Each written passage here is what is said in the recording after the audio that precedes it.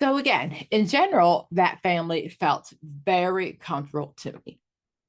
It was back before Thanksgiving. I'm working with the child and the family.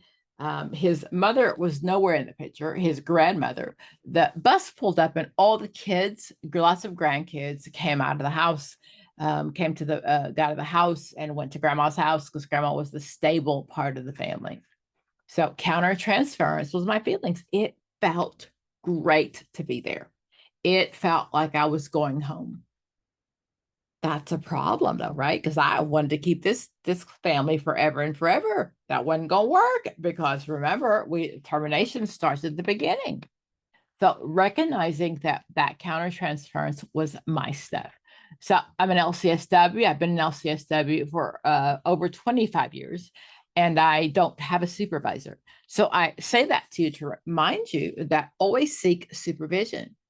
When you're LLM or your LPC, you have a supervision, but even down the road, when you're done with testing, when you're done with all of this stuff, always still please seek supervision.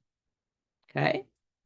So then countertransference requires supervision and or consultation.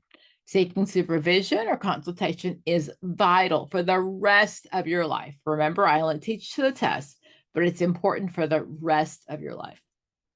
Self-awareness, reflecting on my personal biases, and let's not pretend that we don't have them. We all do.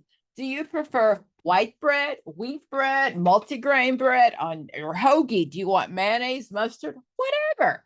That's a personal bias. It's okay. But I'm not going to tell you you're wrong because you like hoagie bread. So we all have personal biases. Remember, to pretend that we don't see differences is not okay. It's not okay. When I say I didn't see color, I love everybody the same. That's not okay.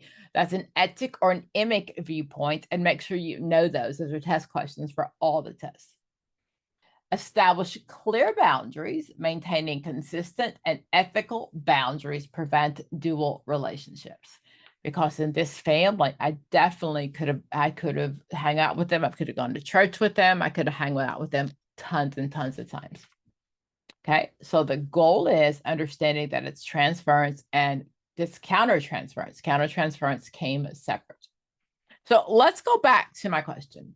My question says, Dr. Jones, a clinician that's been seeing Lisa in therapy for a month. Dr. Jones considers Lisa to be very attractive. The therapist thinks, hey, Lisa's kind of hot, and finds himself having sexual fantasies about her.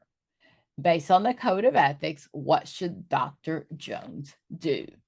Remember, I'm always going to rule out two. No way, no how, based on the information that I know. Remember, taking test questions in general is not studying for the test. That's not. Taking test questions is about taking the time to understand the question and understand all four questions. So A says, recognize that such attraction is regular, but proceed with caution. I'm not going to take that out yet. And remember, I'm thinking, what would I do first? Confess his attraction to Lisa and make it a topic for mutual examination and therapy? No.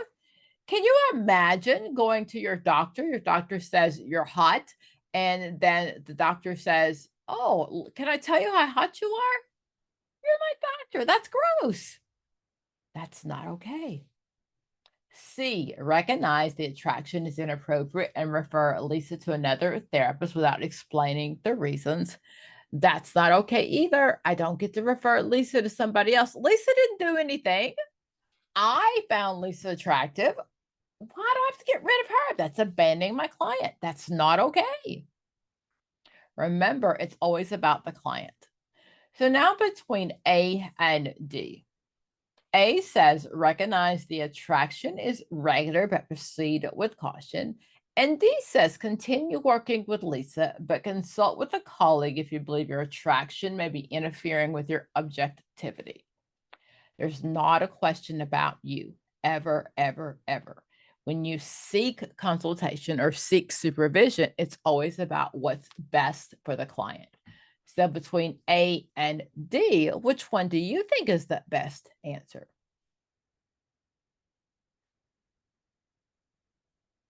Okay. So what we know is that best answer is D. Continue working with Lisa. I can't, and my feelings have no place in that theoretical environment. Sorry, that environment, that therapeutic environment, no place at all. So listen, my therapists, my social workers, my counselors, no matter what you do, in a few years, you will not have supervision. You'll be on your own. One of the most important things is to realize you're going to have feelings because you're human and you have to deal with whether you hate the client, whether you like the client, whatever it is, you've got to deal with those issues.